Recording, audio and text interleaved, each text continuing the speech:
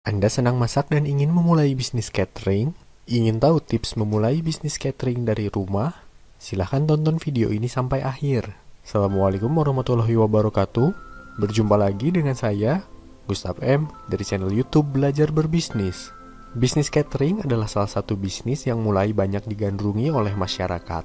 Apalagi kini, memulai bisnis catering tidak harus memiliki modal yang besar. Dengan modal yang kecil pun, ternyata Anda sudah bisa memulai bisnis catering ini dari rumah.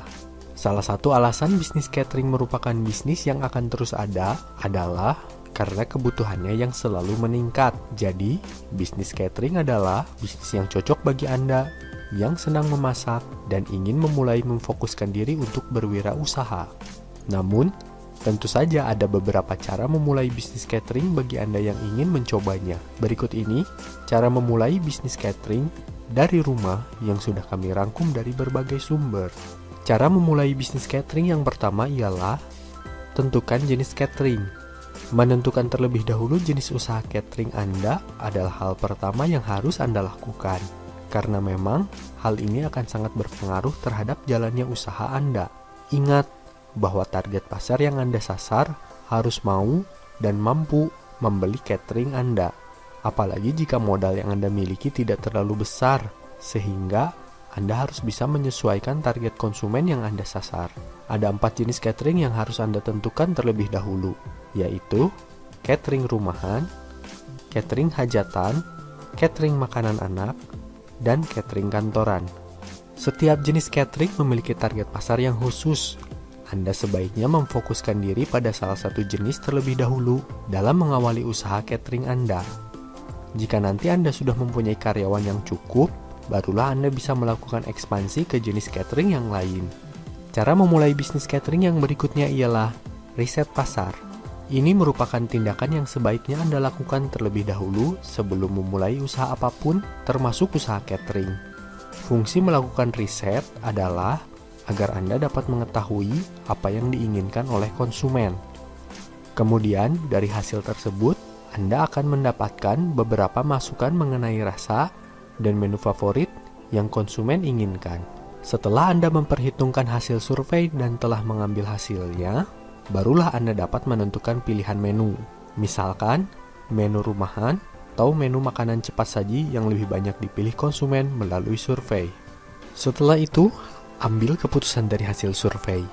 Survei yang dimaksud bukan semata mengisi kuesioner atau semacamnya, tetapi Anda bisa cek di lingkungan Anda, perilaku konsumen, seperti apa ketika mereka makan siang misalnya. Kunjungi rumah makan yang ramai dikunjungi oleh calon konsumen Anda. Periksalah menu apa yang biasanya paling laris. Selain melakukan riset pada perilaku konsumen, Anda juga perlu melakukan riset terhadap kompetitor Anda.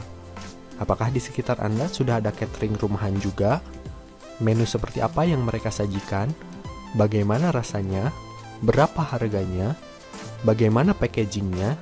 Dan seterusnya, hingga Anda bisa memanfaatkan celah yang dimiliki oleh kompetitor Anda. Namun perlu diingat, jangan sekali-kali melakukan perang harga dengan kompetitor, apalagi sampai menggunakan bahan berkualitas rendah demi memotong ongkos produksi catering Anda. Cara memulai bisnis catering yang berikutnya ialah cari supplier. Supplier adalah hal penting lain yang harus Anda dapatkan jika ingin berbisnis catering. Kenapa?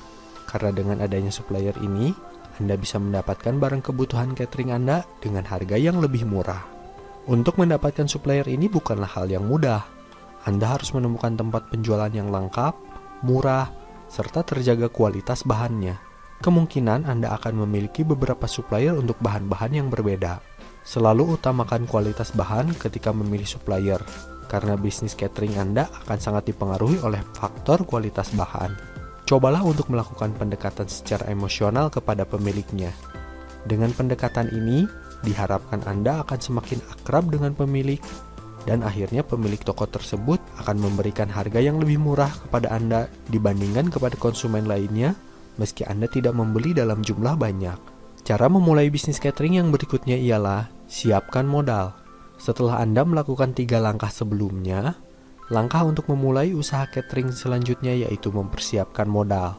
Modal menjadi sesuatu yang sangat penting yang harus Anda penuhi. Modal di sini tidak selalu berbentuk uang, Anda juga harus menyiapkan modal peralatan, modal skill atau keahlian, dan juga modal networking atau jaringan. Menurut matahidup.com, modal ideal untuk memulai usaha catering rumahan berkisar antara 3-5 juta rupiah. Modal ini memang dimaksudkan bagi Anda yang baru memulai bisnis catering dari rumah. Kemungkinan pesanan yang bisa Anda terima dengan modal tersebut adalah di bawah 100 box. Selain modal uang tadi, juga sudah disebutkan bahwa Anda memerlukan modal lain seperti peralatan, keahlian, dan jaringan. Untuk di awal usaha catering Anda bisa menggunakan alat-alat yang Anda punya terlebih dahulu, sambil nantinya mengumpulkan uang untuk membeli peralatan lainnya yang menunjang usaha Anda. Modal keahlian juga Anda butuhkan. Jika Anda bisa memasak, maka itu akan menjadi sebuah keuntungan karena Anda tidak perlu mengeluarkan biaya untuk karyawan. Jika Anda tidak bisa memasak, maka mau tidak mau, Anda harus memiliki karyawan dan akan ada biaya operasional setiap bulannya. Modal networking atau jaringan juga merupakan salah satu bentuk modal yang diperlukan untuk menunjang bisnis Anda. Dengan memanfaatkan jaringan yang Anda punya, Anda bisa berpromosi ria mengenai bisnis Anda. Jaringan juga akan sangat berguna ketika Anda kesulitan mencari bahan dan alat yang diperlukan untuk menunjang usaha Anda. Jaringan yang saya maksudkan di sini, minimalnya Anda mempunyai teman di Facebook, followers di Instagram, ataupun kontak nomor WA teman-teman Anda. Cara memulai bisnis catering yang berikutnya ialah lakukan promosi yang efektif. Ketika Anda sudah siap memulai usaha catering Anda, sekarang saatnya untuk memikirkan strategi promosi yang efektif. Beberapa alternatif promosi yaitu melalui sosial media, website, toko online, dan banner. Dengan promosi di internet ini, Anda akan bisa menjangkau konsumen jauh lebih besar.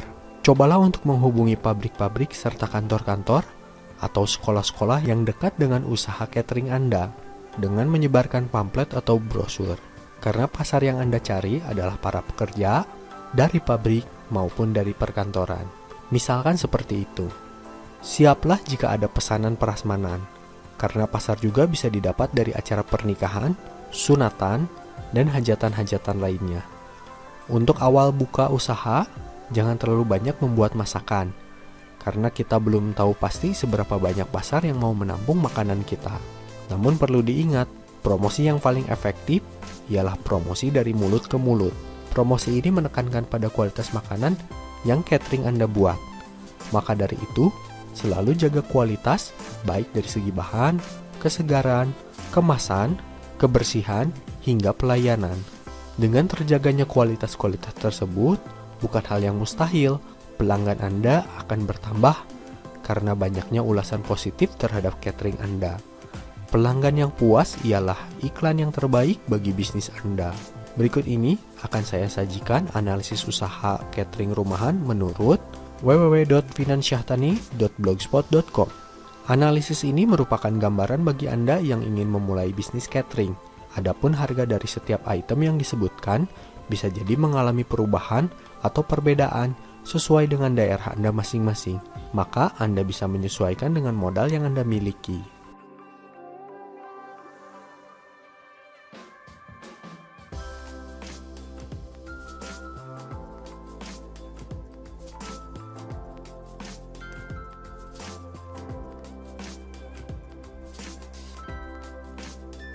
Menjalankan usaha catering rumahan memang menyenangkan, terutama untuk ibu rumah tangga sebagai usaha sampingan di rumah. Coba Anda ikuti cara membuka usaha catering yang sudah saya sebutkan tadi. Siapa tahu ini menjadi jalan Anda untuk meraih kesuksesan di kemudian hari.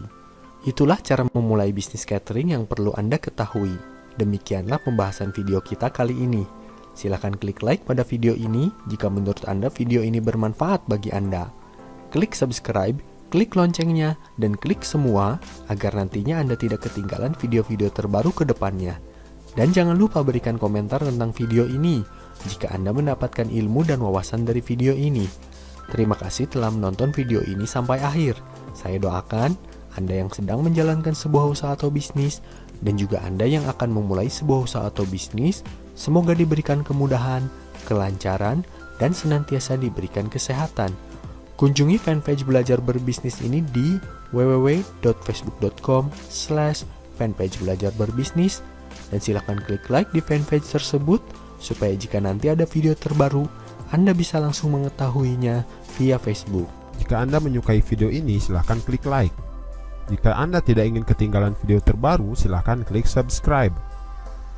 Dan klik share di sosial media milik Anda jika Anda juga ingin berbagi inspirasi bagi teman-teman Anda.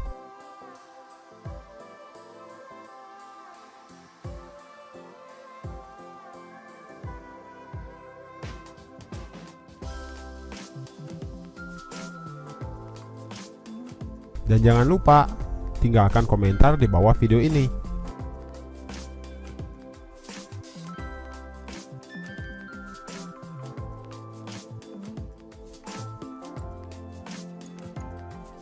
Jika Anda ingin melihat video-video yang lainnya, silahkan klik channel YouTube Belajar Berbisnis ini. Dan di sini bisa ditemukan banyak sekali video yang telah saya upload. Silahkan klik di videos.